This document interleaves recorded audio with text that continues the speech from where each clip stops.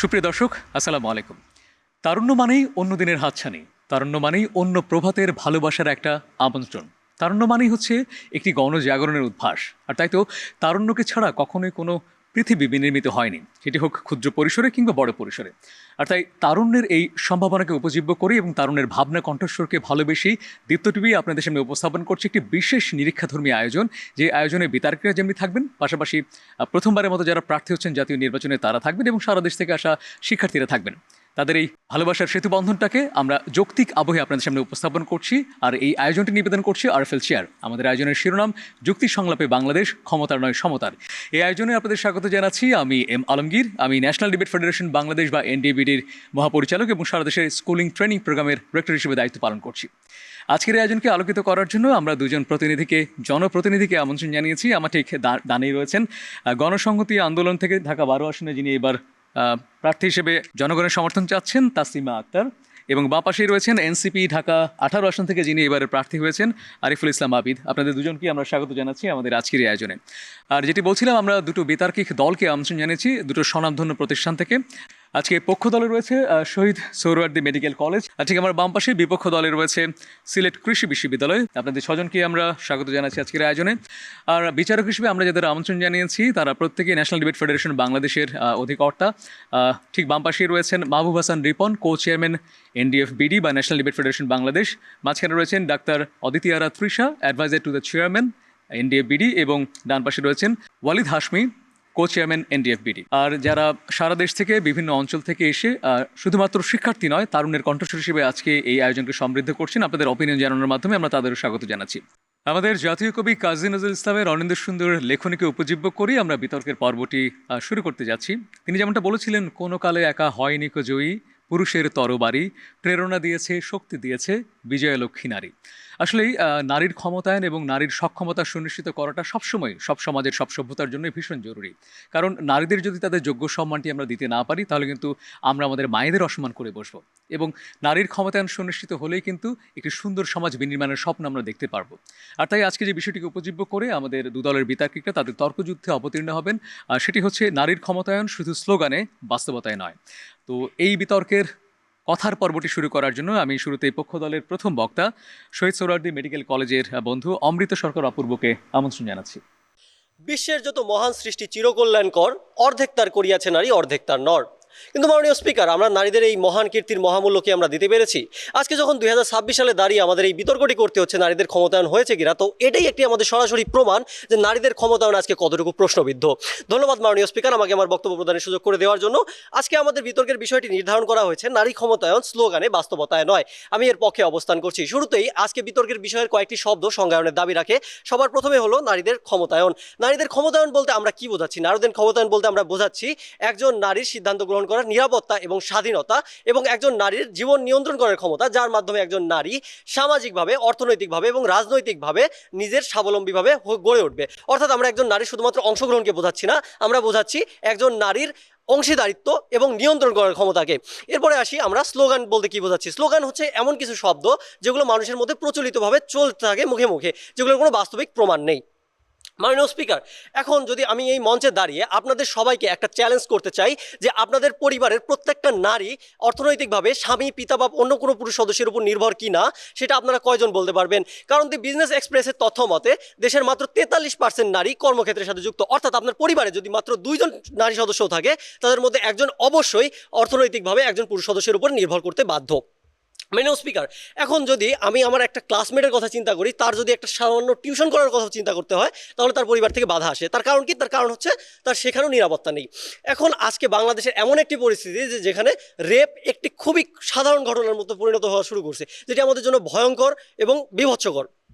মাননীয় স্পিকার, এখন আমার মা এবং আমার বোন যে বিনা বেতনে, বিনা ছুটিতে একের পর এক পরিশ্রম করে যাচ্ছে আমাদের গৃহস্থলীতে, তার মূল্য আমরা কয়জন দিই? এবার যদি আপনাদের সামনে বেতন বৈষম্যের চিত্র তুলে ধরি, তাহলে আপনাদের কাছে মনে হবে যে মেয়েদের বেতন আজকে ডিসকাউন্টে বিক্রি হচ্ছে। কারণ একই কাজের জন্য পুরুষদের তুলনায় মেয়েরা 15 থেকে 25% বেতন কম পায়, তথ্যসূত্রে দ্য ডেইলি স্টার। এটি একটি সরাসরি ইকোনমিক্যালি আনফেয়ার ট্যাগ। মাননীয় স্পিকার, এবার যদি আমরা ক্ষেত্রভিত্তিক বিভিন্ন তথ্য তুলে ধরার চেষ্টা করি, তাহলে আপনারা দেখতে পাবেন যে একই বেতনের জন্য কৃষিক্ষেত্রে পুরুষের তুলনায় নারীদের কর্মঘণ্টা 35.8% বেশি, যা কখনো কখনো 57.2% পর্যন্ত পৌঁছাতে পারে। এরপর যদি আমরা গার্মেন্টস ক্ষেত্রে দেখি তাহলে সেখানে একই কাজের জন্য মেয়েদের 22 থেকে 30% বেতন পর্যন্ত কম দেওয়া হয়। যেখানে আমাদের স্লোগানে আজকে বলা হচ্ছে নারীদের ক্ষমতায়ন তো আজকে বাস্তবতা, কিন্তু সেখানে যখন আমি তথ্যসূত্র আমরা বের করতে গেছি তখন আমরা দেখতে পাই যে 2023 সালে যেখানে আমাদের মেয়েদের কর্মক্ষেত্রের সংখ্যা ছিল হচ্ছে 25 মিলিয়ন মতো, সেখানে 2024 সালে এক বছর পরেই সেটা দাঁড়িয়ে 23.7% নামে, যেটা সরাসরি প্রমাণ করে যে প্রায় এক বছরের ব্যবধানে 20 লাখ নারী তাদের কর্মক্ষেত্র হারিয়েছে। মাননীয় স্পিকার, এখন যদি আমরা একটু মালিক পর্যায়ের দিকে দেখার চেষ্টা করি তাহলে আপনি দেখতে পাবেন যে মাত্র 3% নারী আজকে পেনশন সুবিধাযুক্ত।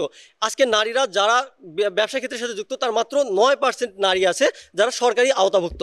ইউএনডিপির একটি জরিপ হয় যেখানে বলা হয়েছে ইউএনডিপির জেন্ডার ইনইকুয়ালিটি একটা ব্যালেন্স আছে, সেখানে 161টি দেশের মধ্যে বাংলাদেশের অবস্থান 132তম, যেটি একদম পুরোপুরিভাবে আমাদের স্পষ্ট করে দেয় যে বাংলাদেশের অবস্থা কত নিচের দিকে এবং নারীরা আজকে কতটা সংকীর্ণ অবস্থায় আছে।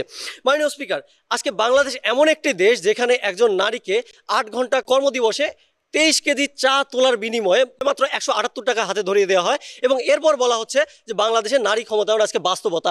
তো মাননীয় স্পিকার, আমি একটা কথাই বলতে চাই যে আজকে যারা বলবে যে নারী ক্ষমতায়ন আজকে বাস্তবতা, তো এটা হচ্ছে সেই সমপরিমাণ অপরাধী ঠিক যতটা অপরাধী আজকে এই নারীদের ক্ষমতায়ন না দেওয়া ব্যক্তিগুলো। আমি ধন্যবাদ জানাচ্ছি পক্ষ দল অর্থাৎ শহীদ সোহরাওয়ার্দী মেডিকেল কলেজের প্রথম বক্তাকে। সুপ্রিয় দর্শক, আপনাদের আমরা আগেই বলেছিলাম আমাদের এই আয়োজনটা একটা মিথস্ক্রিয়ার মাধ্যমে হচ্ছে, সুতরাং এই আয়োজনে বিতর্কের একটি আবেশ যেমনি আছে তেমনি আমাদের সাধারণ জনগণ, বিশেষত যারা তারুণ্যের প্রতিনিধি, তাদেরও আমরা কথা শুনবো এবং তাদের প্রশ্নগুলোর উত্তর দিবেন আজকে আমাদের সম্মানিত দুজন প্রার্থী। একটু প্রশ্ন চাই আমি কোনো একজনের কাছে। আপনি আপনার নাম, পরিচয় এবং আপনি কাকে প্রশ্ন করছেন এটি বলে প্রশ্নটি করবেন। আসসালামু আলাইকুম, আমি ইমরান হোসেন ইমরু। আমার সংসদীয় আসন হচ্ছে চাঁদপুর 3। আমার প্রশ্নটি হচ্ছে তাসলিমা আপুর কাছে। জাতীয় সংসদে সংরক্ষিত যে নারী আসন রয়েছে সেই আসন ব্যবস্থার পরিবর্তে সরাসরি নির্বাচনের মাধ্যমে নারীদেরকে জয়ী করে আনার কোনো রূপরেখা আপনাদের অর্থাৎ আপনাদের দলের আছে কিনা? অনেক ধন্যবাদ এই প্রশ্ন করার জন্য। আমরা গণসংহতি আন্দোলনের পক্ষ থেকে যখন ঐক্যমত্য কমিশন হয়েছিল তখনও এই দাবিটা করেছিলাম যে অবশ্যই নারীদের সরাসরি নির্বাচনটা প্রয়োজন, কারণ সংরক্ষিত আসনে যে নির্বাচন হয় সেখানে আসলে জবাবদিহিতার জায়গাটা থাকে না এবং সেখানে নীতি নির্ধারণের ক্ষেত্রে নারীর যে ভূমিকা সেটা রাখার ক্ষেত্রটা অত্যন্ত সংকুচিত। ফলে আমরা চাই যে সরাসরি নারীরা অংশগ্রহণ করুক, কিন্তু ঐক্যমত্য কমিশনে বা জুলাই সনদে এই বিষয়টা আসেনি, সেই আগের 50টি আসনই আছে। আমরা মনে করি যে নারীদের সরাসরি অংশগ্রহণ করা দরকার এবং সেই অংশগ্রহণ করার পথ হিসেবে আমি আপনাদের সামনে আজকে উপস্থিত আছি এবং আমরা চাই যে নারীরা নীতি নির্ধারণে ভূমিকা রাখবে। তো সেই জায়গা থেকে আমরা মনে করি ঘর থেকে সংসদ সমস্ত জায়গায় নীতি নির্ধারণে নারীরা ভূমিকা রাখতে পারবে। আমাদের ইশতেহারেও আমরা নাগরিক মর্যাদা যাতে নারী ভূমিকা রাখতে পারে সেই বিষয়টি বিশেষভাবে গুরুত্ব দিয়েছি। ধন্যবাদ। আপনাকে ধন্যবাদ জানাচ্ছি। এবারে আমরা আবারও তর্কযুদ্ধে ফিরে যাব। আমি এবারে বিপক্ষ দলের প্রথম বক্তা সিলেট কৃষি বিশ্ববিদ্যালয়ের স্নিগ্ধা বিশ্বাসকে আমন্ত্রণ জানাচ্ছি তার বক্তব্য উপস্থাপনের জন্য। মাননীয় স্পিকার, প্রস্তাবক দলের সম্মানিত সদস্যরা এবং দীপ্ত টেলিভিশনের প্রিয় দর্শক, আপনাদের সবাইকে ধন্যবাদ। আজকের প্রস্তাব বলছে নারীর ক্ষমতা শুধুমাত্র স্লোগানে, বাস্তবতায় নয়। বিপক্ষ দল এই বক্তব্য সম্পূর্ণভাবে প্রত্যাখ্যান করছে। মাননীয় স্পিকার, শুরুতে আমরা একটা সিনারিওর সাথে শতক আগে যে একটা সিনারিও ছিল সাথে আজকে বর্তমান অবস্থানটা একটাবার চিন্তা করি। বেগম রোকেয়া যখন প্রথম নারী শিক্ষার্থীদের শিক্ষা নিশ্চিতের জন্য ফাইট করছিল তখন তাকে কতই না লাঞ্ছনার শিকার হতে হয়েছিল, অথচ আজকে আমি একজন উচ্চশিক্ষিত নারী রাতের বাসে সিলেট থেকে ট্রেনে ঢাকায় এসে বিতর্কে নিজের কথাগুলো তুলে ধরতে পারছি। আমি যখন রাত পর্যন্ত ল্যাবে কাজ করতে পারছি রিসার্চ প্রজেক্টে, যখন আমি আমার শিক্ষার জন্য আমি চট্টগ্রাম থেকে সিলেট গিয়ে আমি পড়াশোনা করছি, তখনই আমার অবস্থানটা খুব ক্লিয়ার হয়ে যায় যে শতকের সাথে সাথে কিভাবে আমাদের অবস্থানটা পরিবর্তন হয়েছে, কিভাবে নারীর ক্ষমতায়নটা নিশ্চিত হতে শুরু করেছে। আজকে যদি আমাদের স্টুডিওর পেছনের নারী কর্মীদের দিকে একবার তাকাই, আমাদের দর্শকের দিকে তাকাই, অথবা আমাদের বিপক্ষ দলে যখন একবার একজন নারী বক্তাকে যদি আমরা দেখতে পাই, তখনই আমাদের কাছে জিনিসটা খুবই ক্লিয়ার যে আজকে আমাদের ক্ষমতায়নটা ঠিক কোন দিক দিয়ে যাচ্ছে নারী ক্ষমতায়ন। মাননীয় স্পিকার, আমি শুরুতে আবার আরেকবার সংজ্ঞায়নের দিকে যেতে চাই, সেটা হচ্ছে ক্ষমতায়ন। এটি মাননীয় স্পিকার একটি চলমান প্রক্রিয়া, এটি কোনো নিশ্চিত অবস্থান নয়। অর্থাৎ এর কখনো শেষটি আপনি নির্ধারণ করতে পারবেন না মাননীয় স্পিকার। তবে আমরা যদি কিছু টার্মেকে ভাগ করি তবে এটাকে আত্মনিয়ন্ত্রণ অর্থাৎ নিজ ইচ্ছায় শিক্ষার অধিকার, গৃহিণী হওয়ার অধিকার অথবা কর্মক্ষেত্রে যাওয়ার অধিকার, অর্থনৈতিক স্বাধীনতা, রাজনৈতিক পদচারণা, কর্মক্ষেত্রের সুযোগ, এই সকল দিকগুলো কি আমরা বিবেচনা করতে পারি মাননীয় স্পিকার। শুধু স্লোগান বলতে আমরা ধরে নিতে পারি যে মূলা ঝুলানোর একটা প্রক্রিয়া, অর্থাৎ শুধুমাত্র বক্তব্যে বা পোস্টারেই আছে, বাস্তবে কিন্তু এটা প্রতিফলন নেই। এই দুটি সংজ্ঞানকে আমরা সামনে রেখে আমরা আমাদের নেক্সট প্রেক্ষাপট থেকে যদি কল্পনা করি তাহলে আজকের প্রেক্ষাপট গত 50 বছর পূর্ব হতে আজকের বর্তমান 2026 সালে বাংলাদেশকে আমরা কল্পনা করতে পারি, যেখানে পক্ষ দলের কাছে সবচেয়ে বড় চ্যালেঞ্জ এইটাই যে তাদের দেখিয়ে যেতে হবে গত 50 বছরে নারীর ক্ষমতায়ন শূন্যের কোঠায়।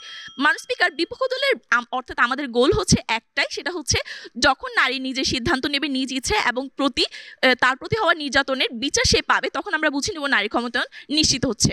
মাননীয় স্পিকার, আমাদের আর্গুমেন্ট নাম্বার 1, উচ্চশিক্ষায়, সুস্বাস্থ্যে, কর্মক্ষেত্রে নারীর বর্তমান অবস্থান। ইরাসমাস মুন্ডুস স্কলারশিপের দিকে যদি আমরা একটাবার দেখি তখন আমরা দেখতে পাই অর্ধেকের বেশি অবস্থান নারীর।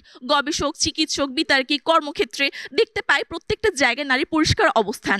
এই সকল জিনিসপত্রগুলি আমাদের কাছে নিশ্চিত করে নারীর অবস্থান ক্ষমতায়নের দিকে ঠিক কতটুকু ক্লিয়ার বর্তমানে। মাননীয় স্পিকার, আজ যখন আমরা বিশ্ববিদ্যালয়ে পড়াশোনা করতেছি, যখন হইতেছে আমরা কি কর্মক্ষেত্রে হচ্ছে কাজ করতেছি, সেখানে আমরা যদি 50 বছর আগের দিকে তাকাই তখন প্রাথমিক চিকিৎসা নিশ্চিত করা অথবা মাতৃগর্ভ থেকে যখন জন্মদান কালে যখন একজন নারীর স্বাস্থ্য নিশ্চিত করা, মৃত্যুর হার কমানো নিয়ে আমাদের বিতর্কটা ছিল, সেখানে আজকের দিন আমাদের বিতর্কটা এই বিষয় নিয়ে যে ক্ষমতায়ন হচ্ছে কিনা, যেখানে আমাদের এতদিন পর্যন্ত বিতর্কটা এইখানে ছিল যে প্রাথমিক শিক্ষা নিশ্চিত হবে কিনা, সেখানে বর্তমানে আমরা এই বিষয় নিয়ে বিতর্ক করছি যে ক্ষমতায়ন নিশ্চিত হবে কিনা। অর্থাৎ আমরা বুঝতে পারছি যে আগে যে আমাদের কনসার্নটা ছিল সেটা মিনিমাইজ হয়ে গেছে, মিনিমাইজ হয়ে বর্তমানে আমরা আরো সামনের দিকে এগিয়ে যাচ্ছি ক্ষমতায়ন নিশ্চিত করার জন্য। অর্থাৎ একটা পর্যায়ে গিয়ে আমাদের এটাও নিশ্চিত হবে যে ক্ষমতায়ন হয়ে গেছে, আমরা সেই স্যাচুরেশনে পৌঁছায় যাব এইভাবে করে। অর্থাৎ আমরা গত 50 বছরের মধ্যে সেই জিনিসটা আমরা নিশ্চিত করতে পেরেছি যে ক্ষমতায়নটা হচ্ছে, অর্থাৎ আমরা পজিটিভিটির দিকে যাচ্ছি। ধন্যবাদ। আমরা ধন্যবাদ জানাচ্ছি বিপক্ষ দলের প্রথম বক্তাকে। তো আমরা এখন এই বিষয় ভিত্তিক একটা প্রশ্ন নিতে চাই। আপনাদের মধ্যে কে প্রশ্ন করতে চান? জি, আপনার নাম এবং কোন আসন থেকে আপনি এসেছেন সেটা একটু বলবেন। আসসালামু আলাইকুম, আমার নাম হচ্ছে আব্দুল্লাহ আসরাইম। আমার নির্বাচনী সংসদীয় আসন হচ্ছে ঢাকা 10। আমার প্রশ্ন হচ্ছে আবিদ ভাইয়ের কাছে, এনসিপি ভাই। আমাদের দেশে দেখা যাচ্ছে যে যারা নারী উদ্যোক্তা রয়েছে তাদের জন্য বিভিন্ন ঋণ এবং সুযোগ সুবিধার দেওয়া হয়েছে, কিন্তু বাস্তবতা হচ্ছে তৃণমূলের নারীরা সেই জিনিসটা পাচ্ছে না আমলাতান্ত্রিক জটিলতার কারণে। আপনারা যদি নির্বাচিত হন সেক্ষেত্রে আমলাতান্ত্রিক জটিলতার নিরসনে আপনারা কি ধরনের কাজ করবেন বা কিভাবে সেই কাজটি করবেন? এটা শুধুমাত্র নারীদেরকে ঋণ দেওয়ার ক্ষেত্রে না, পুরো রাষ্ট্রটাই দেখা গেছে যে আমলাতান্ত্রিক একটা জটিলতার মধ্যে থাকে। এবং আমরা যেটা দেখি যে আপনারা বিগত বিশেষ করে গত 1.5 বছরে আমাদের রাজনৈতিক দল বা আমাদের যারা নেতৃত্বে ছিল এদের জায়গা থেকে আমরা আমলাতন্ত্রকে যতটা সংস্কার করার জন্য আমরা এবং হচ্ছে জনপ্রশাসন সংস্কার কমিশনে যে প্রস্তাবগুলো যখন দেওয়া হয়েছিল যতটা আমরা সরব ছিলাম, একই সময় কিন্তু অন্যান্য যে রাজনৈতিক দলগুলো বিশেষ করে যারা আমরা ধরে নেই যে বড় দল আকারে তারা ক্ষমতায় আসতেছেন বা যাবেন, সেই জায়গাটা থেকে থাকে না, মানে সেই একই লেভেলের প্রতিবাদটা আসেনি। ফলে এই জায়গাটি যেটি হচ্ছে যে রাজনৈতিক যে সংস্কৃতির পরিবর্তন, মানে আমলাতন্ত্র তো রাজনীতির সাথে প্রশাসন, রাজনীতি, অর্থনীতি তিনটা একসাথে মিথস্ক্রিয়ার মাধ্যমে কিন্তু একটা জিনিস বাস্তবায়িত হয়। তো সেই জায়গা থেকে আমরা আমাদের আগামীর দিনে রাজনীতিতে আমরা সরকার গঠনে থাকি কিংবা বিরোধী দলে থাকি, আমাদের এটা হচ্ছে আমাদের বাংলাদেশের দীর্ঘমেয়াদী সংস্কারের অন্যতম একটা ভিত্তি হচ্ছে আমলাতান্ত্রিক যে সেবাটা সেটাকে মানে আমলাতান্ত্রিক পরিবর্তন করাটা এবং এটাকে একটা সংস্কার করা, যাতে তারা জনগণের সেবা দিচ্ছে এই মানসিকতাটা তাদের মধ্যে চলে আসে। কারণ এখানে ব্রিটিশদের সময় যে 190 বছরের যে চর্চা ছিল, ফলে যারা স্বাভাবিকভাবে আপনি দেখবেন যে অনেক ভালো চাকরি ছেড়ে সবাই বিশেষ প্রশাসন হইতে চায়, সবাই পুলিশের এসপি হইতে চায়, কারণ ওখানে ক্ষমতার অবাধ একটা তারা চর্চার জায়গা পায় বা হচ্ছে এক ধরনের চিন্তা ভাবনা তৈরি হয়। তো ফলে এটা আস্তে আস্তে সংস্কৃতিটা পরিবর্তন করতে হবে এবং এটা একই সাথে শুধুমাত্র এনসিপি না, অন্যান্য দলগুলোরও একটা সামষ্টিকভাবে এটার একটা উদ্যোগ নিতে হবে। ধন্যবাদ আপনাকে। আমাদের পক্ষ দলের দ্বিতীয় বক্তা শহীদ সোহরাওয়ার্দী মেডিকেল কলেজের আরহাম মুশফিককে আমন্ত্রণ জানাচ্ছি তার বক্তব্য উপস্থাপনের জন্য। জনগণের চাও না ভালো, চাও যে শুধু ক্ষমতা। আরএফএল চেয়ার বলে, চেয়ার মানে সমতা। আরএফএল চেয়ার, ক্ষমতার নয় সমতার চেয়ার। ধন্যবাদ মাননীয় স্পিকার আমাকে ফ্লোর প্রদানের জন্য। মাননীয় স্পিকার, আজকের বিতর্কের বিষয় হচ্ছে নারীর ক্ষমতায়ন স্লোগানে বাস্তবতা নয়। দেখুন মাননীয় স্পিকার, এই যে নারীর ক্ষমতায়ন, এটি একটি শব্দের ঝলকানি বটে। তবে মাননীয় স্পিকার, ঢাকা থেকে গ্রামপাড়া নারীরা রাজনীতির জঙ্গলে কিন্তু আজও পিছিয়ে আছে। মাননীয় স্পিকার, এই যে রাজনীতি ক্ষেত্রে নারীদের ক্ষমতায়নের মেইন স্টেক হোল্ডার যারা, এই যে রাজনৈতিক দল, তারাই আজকে ব্যর্থ হয়েছে। মাননীয় স্পিকার দেখেন, এই যে আসন্ন 13তম জাতীয় নির্বাচনের দিকে আমরা তাকাই, তাহলে আমরা বাস্তবতার চিত্র দেখতে পাবো। আসন্ন নির্বাচনে 2568 জন প্রার্থীর মধ্যে যখন আপনার মাত্র 109 জন প্রার্থী নারী হয়, যখন তাদের মধ্যে 37 জনকে স্বতন্ত্রভাবে লড়াই করতে হয়, যখন আপনার দেশের 51টি রাজনৈতিক দলের মধ্যে 30টি দল, যার মধ্যে মাননীয় স্পিকার দেখেন প্রধান 2টি দলের মধ্যে একটি দলও আছে যারা কোনো নারীকে আজকে মনোনয়ন পর্যন্ত দেয়নি, তখন আমরা কিভাবে বলছি যে আজকে আমাদের দেশে নারীর ক্ষমতায়ন বাস্তবতায় রূপ নিয়েছে? মাননীয় স্পিকার দেখেন, আমাদের দেশে 4480টি ইউনিয়ন পরিষদের মধ্যে মাত্র 44 জন নারী চেয়ারম্যান রয়েছে।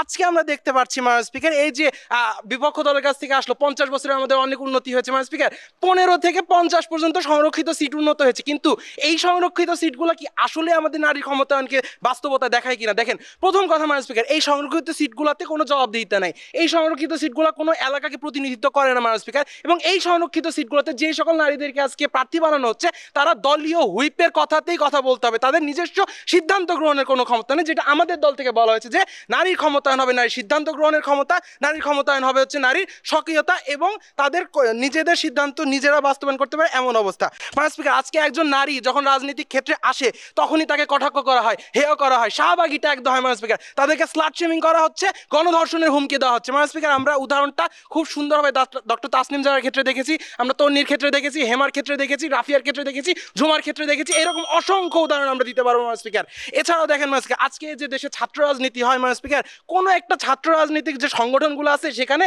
নেতৃত্ব স্থানীয়তে কোনো নারী নাই। আপনার রাজনৈতিক দলগুলোর যে কেন্দ্রীয় কমিটি আছে, তার 10% সদস্য কিন্তু নারীরা না। তাহলে আপনি কিভাবে বলছেন আজকে আমি বলবো যে আমার দেশে নারী ক্ষমতায়ন আজকে স্লোগানে নয় বাস্তবে আছে? আপনি দেখাইতে পারবেন না মাননীয় স্পিকার আমার দেশে যে আজকে ছাত্র রাজনীতি বা আজকে যে রাজনৈতিক সংগঠনগুলা, এগুলোতে একজন নারী এসে নিরাপত্তা পাবে? মাননীয় স্পিকার, আপনি যখনই একজন নারী তার সক্রিয়তা এবং চিন্তাধারা এবং তার ক্ষমতার জন্য আজকে যখন সে ক্ষমতায় উপর দিকে উঠছে, তখনই তাকে বলা হচ্ছে সে তো অমুক ভাইয়ের গার্লফ্রেন্ড, সেজন্য তার এত উন্নতি হয়েছে।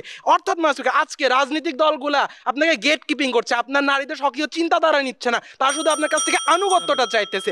এই থেকে আমরা বলতে পারি যে রাজনৈতিক যে গ্লাস সিলিংটা, এটা নারীরা আজও পার করতে পারেনি। নারীদের ক্ষমতায়ন শুধুই স্লোগান হয়েছে মাননীয় স্পিকার, বাস্তবে এর কোনো উদাহরণ আজকে নেই। এ বলে বক্তব্য শেষ করছি। ধন্যবাদ মাননীয় স্পিকার, ধন্যবাদ সবাইকে। আমরা ধন্যবাদ জানাচ্ছি পক্ষ দলের দ্বিতীয় বক্তাকে। আমরা আবারও চলে যাবো একটু প্রশ্নে। আপনাদের মধ্যে কেউ প্রশ্ন করতে চান? জি, আসসালামু আলাইকুম, আমি মতুর রহমান স্বাধীন, সংসদীয় আসন চুয়াডাঙ্গা 1। আমার প্রশ্নটা তাসলিমা আপুর কাছে। গৃহস্থলী কাজে অর্থনৈতিক উন্নয়ন বা জিডিপিতে এর স্বীকৃতির ব্যাপারে আপনাদের দলের অবস্থান কি? অনেক ধন্যবাদ। আমরা যেটা মনে করি যে নারীদের রাজনৈতিক ক্ষমতায়নের জন্য তাকে অবশ্যই তার যে পরিচয়, সেই পরিচয়ের রাজনীতিটা বদল করা দরকার। কারণ আমরা দেখে আসছি 71 পরবর্তী সময় থেকে নারী যোদ্ধা হিসাবে বা দেশ গঠনে তার ভূমিকাকে সামনে না এনে অনেক বেশি তাকে নিপীড়িত, নির্যাতিত ইত্যাদি বিষয়গুলোতে পরিচিত করানো হয়। বর্তমান সময়ে নারীরা শিক্ষায় অনেক এগিয়ে গেছে, অর্থনীতিতে ভূমিকা রাখছে, কিন্তু ঘরে ফিরে তাকে গৃহস্থালী কাজটা ঠিকই করতে হচ্ছে। তো সেই জায়গা থেকে আমরা মনে করি যে এই গৃহস্থালী কাজ থেকে নারীকে মুক্তি দেওয়া দরকার, এবং নারীর যে পরিচয় হিসেবে আমরা দেখি মা বা নারী গৃহিণী বা নারী যৌনবস্তু, এই পরিচয়ের বাইরে নারী কিভাবে সমাজে, রাষ্ট্রে নাগরিক হিসেবে ভূমিকা রাখবে, সেটার জন্য আমাদের উদ্যোগ নেওয়া দরকার।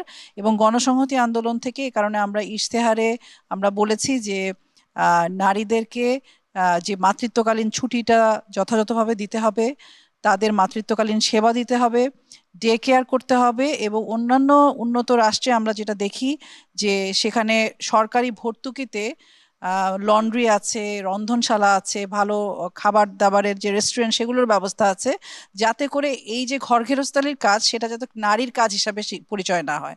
আমরা মনে করি এই সমস্ত কাজ নারী পুরুষ উভয়েরই, এবং রাষ্ট্রের এমন উদ্যোগ নেওয়া দরকার যাতে নারীর আরো অবসর তৈরি হয় এবং নারী রাজনীতিতে ভূমিকা রাখতে পারে। তাসলিম আপু, আপনাকে অনেক ধন্যবাদ। আমরা আবারও আমাদের তর্কযুদ্ধে ফিরে যাব।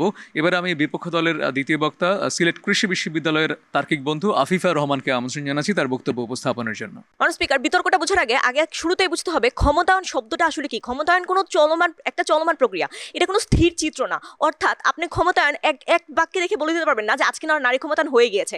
এটা করার বোঝার জন্য আপনাকে অবশ্যই একটা তুলনায় আসতে হবে, তুলনা করতে হবে গত 50 বছরে নারী ক্ষমতায়ন আসলে কিভাবে হয়েছে। আমরা অস্বীকার করছি না যে নারী এখনো অনেক জায়গাতে পিছিয়ে আছে, বরং আমরা এইটা দেখতে চাচ্ছি যে বিগত 50 বছরে নারী ক্ষমতায়ন পূর্বে যে অবস্থায় ছিল সেই অবস্থাতেই রয়ে গেছে নাকি তার থেকে উন্নতি হয়েছে। যদি উন্নত হয়ে থাকে তাহলে আজকে আমরা বলতে পারবো যে নারী ক্ষমতায়ন বাস্তব পথে। মাননীয় স্পিকার, প্রথমে যদি রাজনীতির দিকে তাকি, মাননীয় স্পিকার রাজনীতির দিকে তাকালে আসলে প্রথমেই আমাদের বলতে হয় আজকে আমাদের যে দুজন প্রার্থী উপস্থিত আছেন, দুজন প্রার্থীর মধ্যে একজন নারী প্রার্থী আমাদের মধ্যে উপস্থিত রয়েছেন। অর্থাৎ নারী ক্ষমতায়ন এখানে বাস্তবায়িত হচ্ছে।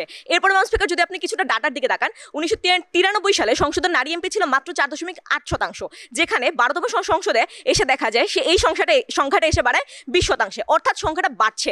আমরা বলছি না যে এই 20%টা যথেষ্ট, বরং আমরা এইটা বলছি যে সংখ্যাটা বাড়ছে এবং এইটাই আসলে আপনাকে রূপরেখা দেখাচ্ছে যে নারী ক্ষমতায়ন বাস্তবায়নের রূপ নিচ্ছে। এরপর মাননীয় স্পিকার, আপনি যদি রাজনীতিতে আরো বেশি তাকান, তাসনিম জারা আপুর দিকে তাকান, দেখেন মাননীয় স্পিকার তিনি হচ্ছে 2 দিনে 5,000 ভোটারের স্বাক্ষর গ্রহণ করেছেন। মাননীয় স্পিকার, এই জিনিসটা আসলে আপনাকে এটা প্রমাণ করে যে সামাজিক দিক থেকেও আসলে মানুষজনের কতটা অ্যাকসেপ্টেন্স রয়েছে নারী ক্ষমতায়নের এবং নারী রাজনীতিবিদদের প্রতি। মাননীয় স্পিকার, অনেক কিছু মানুষ থাকবেই যারা হয়তো খারাপ কথা বলবে, কিন্তু তারপর মাননীয় স্পিকার এই যে পজিটিভিটি মানুষের মধ্যে গ্রো করছে মাননীয় স্পিকার, এই পজিটিভিটি আপনার বাস্তবতা নিয়ে আসে।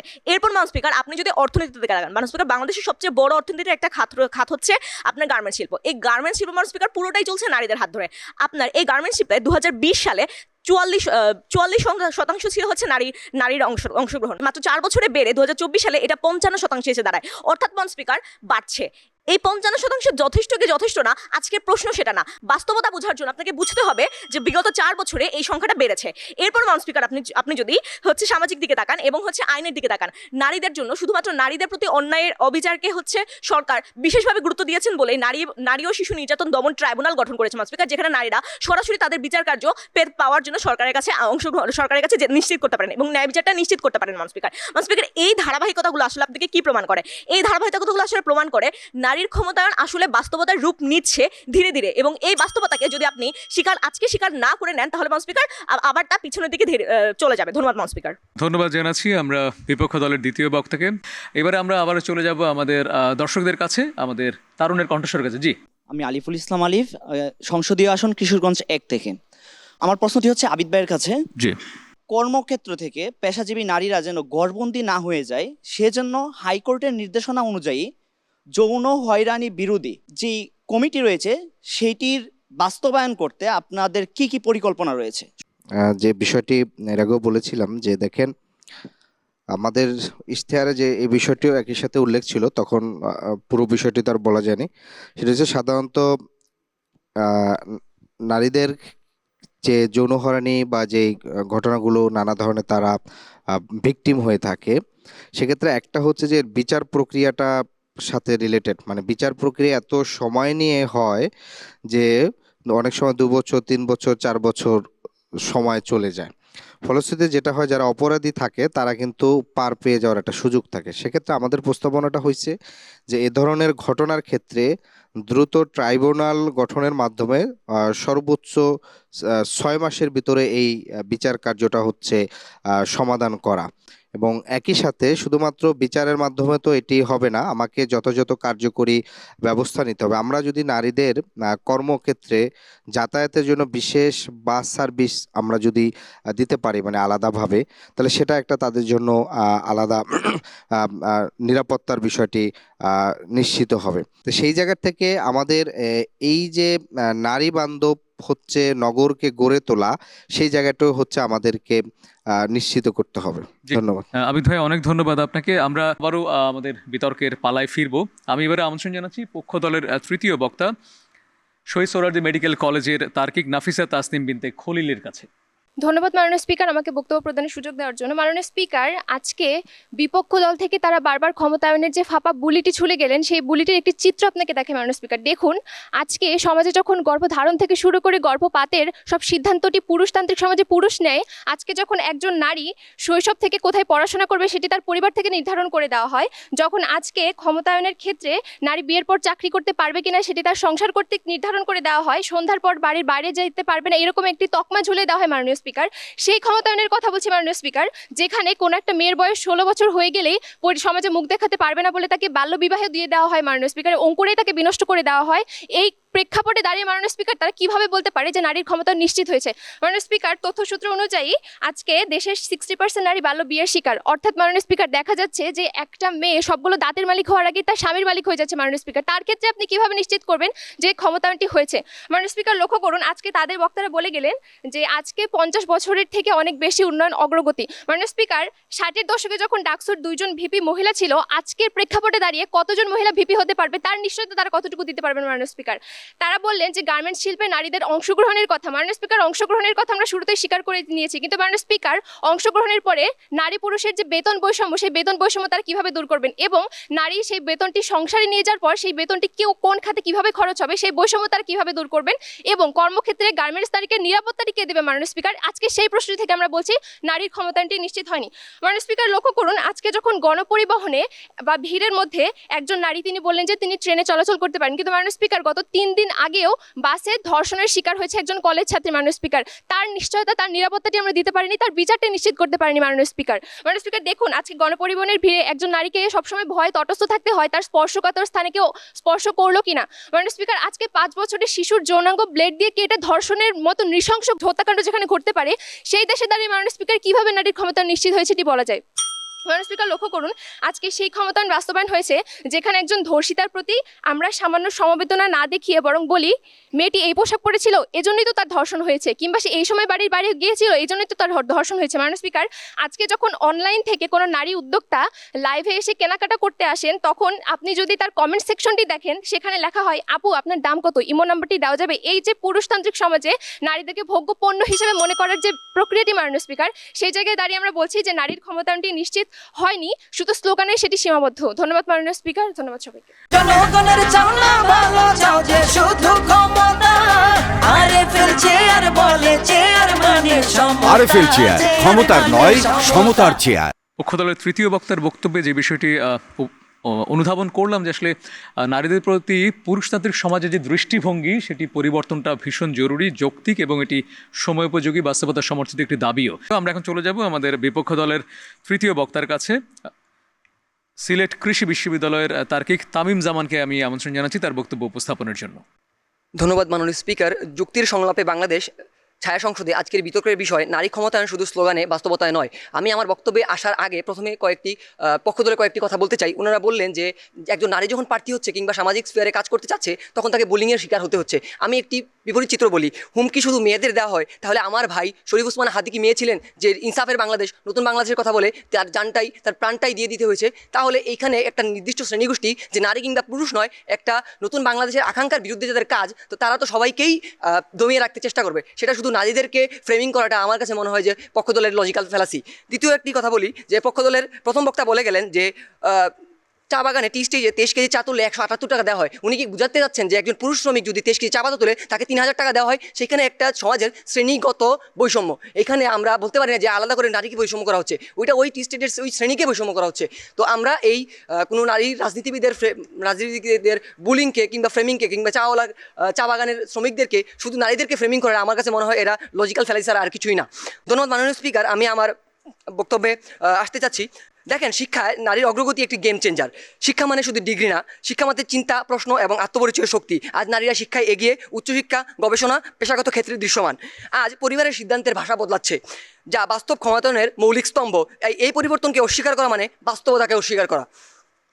আমরা যদি জুলাই সনদের বা গণভোটের দিকে তাকাই, তাহলে আমরা দেখব যে জুলাই সনদে লেখা আছে ক্রমান্বয়ে নারী সাংসদের পরিমাণ বাড়াইতে হবে। আমরা দেখছি যে সরকার এটার বিষয়ে পরিচালনা করছে এবং প্রত্যেকটি রাজনৈতিক দল প্রায় একমত যে এটা আমরা ভোট দিব। তাহলে আমরা প্রত্যেকেই চাচ্ছি যে নারী সাংসদের পরিমাণ বাড়ুক। তাহলে এই বাস্তবতায় যখন ক্ষমতায়ন মূলত রাতারাতি আসে না, এটি ধাপে ধাপে সমাজ বদলায়, আর সেই পরিবর্তন স্পষ্ট। যেখানে ক্ষমতায়ন শুধু স্লোগানে বলা, তথ্যগতভাবে দুর্বল দাবি। নিরাপত্তা নিশ্চিতকরণের বিষয়টি আসি, আমাদের প্রতিপক্ষের তৃতীয় বক্তা বলে গেলেন যে ওনারা, আমার মনে হয় যে উনি 1980 সালে বাস করতেছেন, উনি বর্তমানে সামাজিক অবস্থা জানেন না যে বাল্যবিবাহ এখন উল্লেখযোগ্য হারে হ্রাস করেছে এবং নারীর নিরাপত্তার জন্য, নিরাপত্তা নিশ্চিত করার জন্য একাধিক আইন রয়েছে, যেমন নারী শিশু নির্যাতন দমন আইন, যৌতুক নিরোধ আইন, পারিবারিক সহিংসতা আইন, এসিড অপরাধ দমন আইন, মুসলিম পারিবারিক আইন অধ্যাদেশ, সবগুলো আইন রয়েছে। তার মানে এখন যদি এই আইন আসে মানে নারীর অবশ্যই ক্ষমতায়ন রয়েছে, আমরা এটি বাস্তবায়ন করতে পারতেছি না, তাহলে এটা আমাদের সরকারের সাংবিধানিক পরিসরে আমাদের যেহেতু আইন আছে, তাহলে আমরা এটা বাস্তবায়নে ব্যর্থ। তার মানে এই না যে নারীর ক্ষমতায়ন নেই, প্রত্যেকটি বিষয় সহিংসতা পুরুষের সাথে হচ্ছে, নারীর সাথে হচ্ছে, তাহলে আমরা এটা বাস্তবিক আইন সংসদে যেহেতু পার্লামেন্টে আইন আছে, তাহলে এটা আমাদের এখন সময় বাস্তবে প্রমাণ করার। কারণ আমি শেষ একটি তথ্যভিত্তিক দুটি কথা বলে বিদায় নিব যে ওয়ার্ল্ড ইকোনমিক ফোরাম যেখানে বলছে নারী ক্ষমতায়নে বাংলাদেশের অবস্থান বেশ ভালো, রাজনৈতিক ক্ষমতায় দক্ষিণ এশিয়ার শীর্ষে এবং বাংলাদেশ 5 নম্বরে রয়েছে। ওয়ার্ল্ড ইকোনমিক ফোরামের একটি ভুল তথ্য ওনারা দিয়ে গেলেন যে জেন্ডার ইন্ডেক্সে নাকি বাংলাদেশ 100 পিছিয়ে রয়েছে, কিন্তু 2015 সালের তথ্য অনুযায়ী এটা বাংলাদেশ রয়েছে 64তম অবস্থানে। তাই ধন্যবাদ মাননীয় স্পিকার, ধন্যবাদ সবাইকে। তো এবারে যেহেতু বিতর্কের পর্বটা আমরা শেষ করলাম, এবার আমরা সরাসরি আমাদের বিচারক মণ্ডলীর কাছে চলে যাব। আমি শুরুতে একটু তার সুচিন্তিত অভিমত স্বল্প সময় ব্যক্ত করার জন্য আমি আমাদের সম্মানিত বিচারক ডাক্তার অদিতিয়ারা তৃষা, যিনি ন্যাশনাল ডিবেট ফেডারেশন বাংলাদেশ বা এনডিবির অ্যাডভাইজার টু দ্য চেয়ারম্যান হিসেবে দায়িত্ব পালন করছেন, তাকে আমি শুরুতে আহ্বান জানাচ্ছি। ধন্যবাদ। আমি অত্যন্ত আনন্দিত আজকের এই আয়োজনটির অংশ হতে পেরে। তো শুরুতে যদি বিতর্ক প্রসঙ্গে আসি, পক্ষ দল এবং বিপক্ষ দল খুবই সুন্দরভাবে যুক্তি উপস্থাপন করেছেন। আমি যদি পক্ষ দলের কাছে প্রথমে আসি, শহীদ সোহরাওয়ার্দী মেডিকেল কলেজের বিতার্কিক যারা রয়েছেন, যেমন প্রথম বক্তা উনি শুরু করেছেন অর্থনৈতিক ক্ষমতায়ন দিয়ে, দ্বিতীয় বক্তা বলে গেছেন রাজনৈতিক ক্ষমতায়নের কথা এবং তৃতীয় বক্তা সামাজিক নিরাপত্তার কথা বলে গেছেন। ক্ষমতায়ন বিষয়টি কি আসলেই শুধু এই প্রেক্ষাপটগুলোতেই সীমাবদ্ধ? বিপক্ষ দল যেমন সুন্দর করে বলে গেছেন যে ক্ষমতায়ন হচ্ছে একটি চলমান প্রক্রিয়া, তারা এই চলমান প্রক্রিয়াকে নিয়ে বিভিন্ন বছরের উদাহরণগুলো তুলে ধরেছেন। তো আমি তাদের কাছ থেকে আশা করছিলাম আরও সুন্দর সুন্দর কিছু উদাহরণ, যে আসলে চলমান প্রক্রিয়া তাহলে শেষ কোথায়? আমরা কি নারীর ক্ষমতায়ন কখনোই দেখব না? এই প্রক্রিয়াটি কি আসলে বেগবান হচ্ছে? তারা কয়েকটি উদাহরণ আমাদেরকে দিয়েছেন, কিন্তু আসলে আরও কিছু সংখ্যা তথ্য প্রমাণ আসা উচিত ছিল যে ভবিষ্যতে আরও কি হতে পারে, কেমন ছিল, কেমন এখন বর্তমানে আছে। তারপরও আমি বলবো যে সামগ্রিকভাবে খুব সুন্দর একটি বিতর্ক আমরা উপভোগ করলাম। ফলাফল যাই হোক না কেন সেটা তো আসলে অন্য কিছুর উপর নির্ভর করে।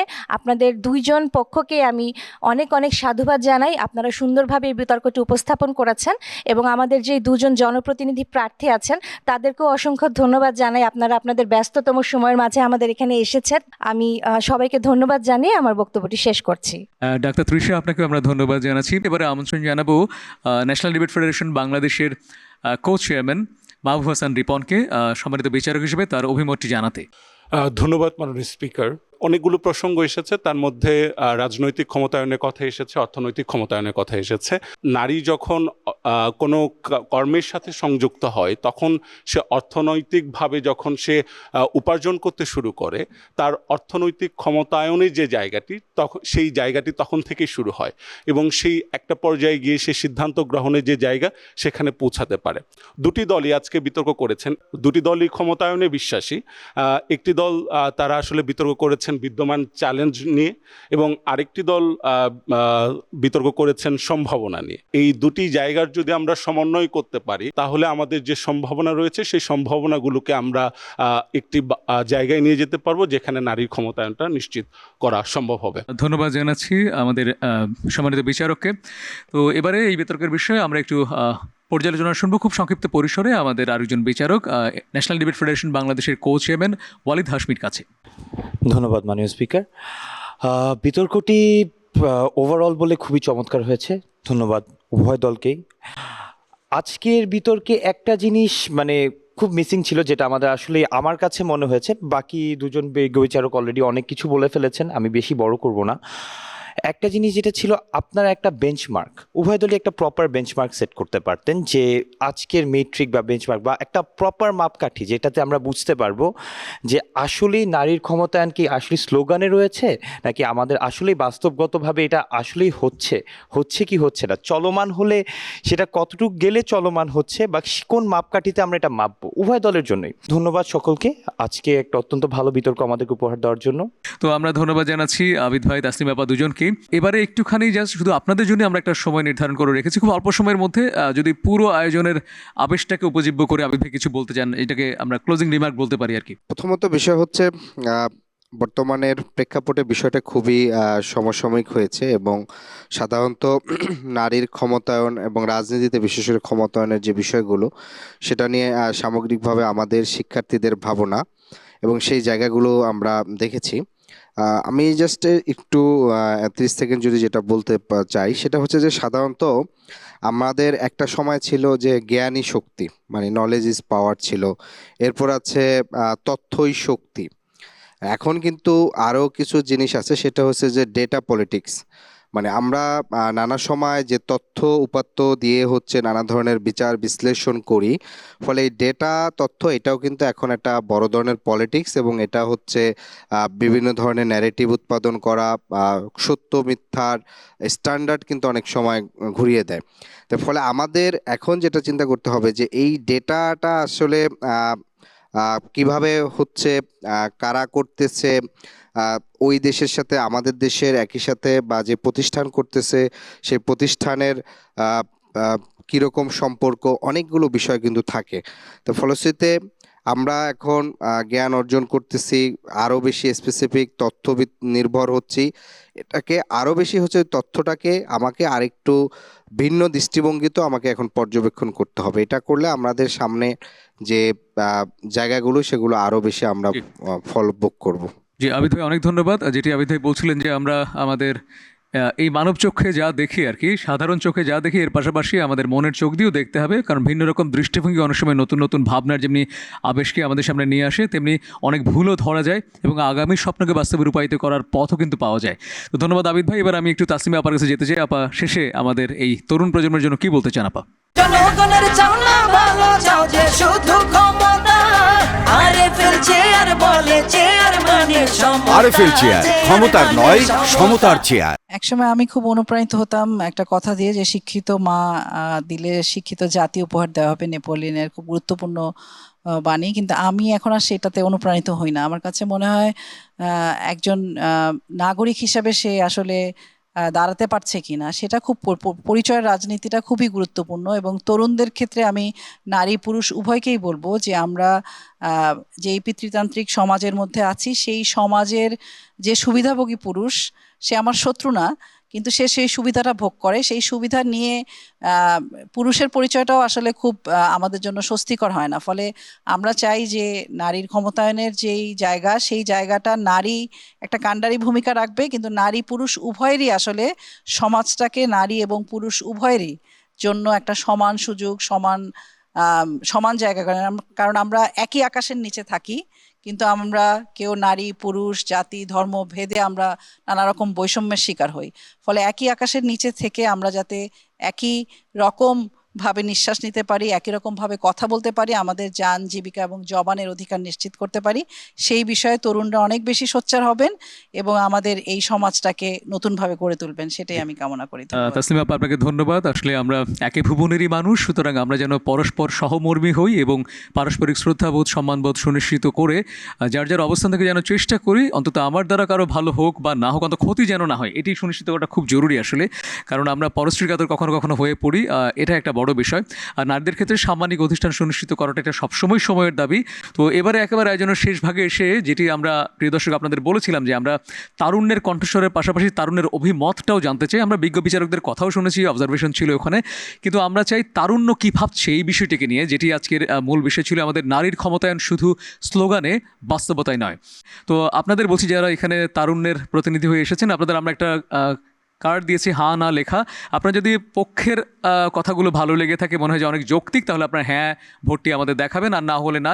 তো যারা মনে করছেন যে পক্ষ দলের কথাগুলো আপনাদের বেশি প্রভাবিত করেছে, আপনারা একটু আপনাদের সমর্থনটি জানাতে পারেন। মনে হয় একটু হায়ের দিকে পাল্লাটা বেশি ভারী মনে হচ্ছে, হায়াটা একটু বেশি মনে হচ্ছে। তবু কিন্তু আমরা এই ফলাফলে আসলে না, আপনারা দিন শেষে কথা বলেছেন এবং তারুণ্যরা তাদের কণ্ঠ ছেড়েছে, এটাই আমাদের জন্য আশা জাগানি একটা বিষয়। তো আমরা আসলে আমাদের সম্মানিত দুজন প্রার্থী, আমাদের সম্মানিত বিচারক, আমাদের দুই দলের বিতার্কিক এবং সারা দেশ থেকে যারা এসেছেন আমাদের বিভিন্ন প্রতিষ্ঠানের শিক্ষার্থী হয়ে আমাদের তারুণ্যের প্রতিনিধিত্ব করার জন্য, তাদের প্রত্যেককে ধন্যবাদ জানাচ্ছি। প্রিয় দর্শক, আরএফএল চেয়ার নিবেদিত যুক্তি সংলাপে বাংলাদেশ ক্ষমতার নয় সমতার এই আয়োজনে এতক্ষণ আমি আলমগীর আপনাদের সাথে ছিলাম। আমাদের দুজন সম্মানিত প্রার্থী এবং আমাদের বিচারক মণ্ডলী, দুটি প্রসিদ্ধ শিক্ষা প্রতিষ্ঠান এবং আমাদের তারুণ্যের ভাবনায় বিভোর আমাদের তরুণদের নিয়ে আমরা প্রত্যাশা করি তরুণদের এই ভাবনা এবং আমাদের সুচিন্তিত প্রার্থীদের ভাবনাকে উপজীব্য করে আমরা নতুন বাংলাদেশ বিনির্মাণ করতে পারবো। এই জন্য প্রয়োজন আপনাদের পাশে থাকা, কারণ আপনারা সকলে মিলে যদি দেশকে ধারণ করতে পারেন, আমরা যদি সকলে মিলে আসলে সত্যিকার অর্থে দেশাত্মবোধের পরিচয় সুনিশ্চিত করতে পারি এবং একে অন্যের পাশে দাঁড়াই সহমর্মিতা ভালোবাসার আবেশে, তাহলে সুন্দর একটি বাংলাদেশ বিনির্মাণ করা স্বপ্ন নয়, বাস্তবে রূপায়িত হবে। এই শুভ প্রত্যয়ে আজকের আয়োজন থেকে বিদায় নিচ্ছি। আগামী পর্বে আবারও দেখা হবে নতুন কিছু মানুষের সাথে, নতুন কিছু ভাবনার আবেশে। সেই পর্যন্ত সকলে ভালো থাকবেন, ভালো রাখবেন। আসসালামু আলাইকুম।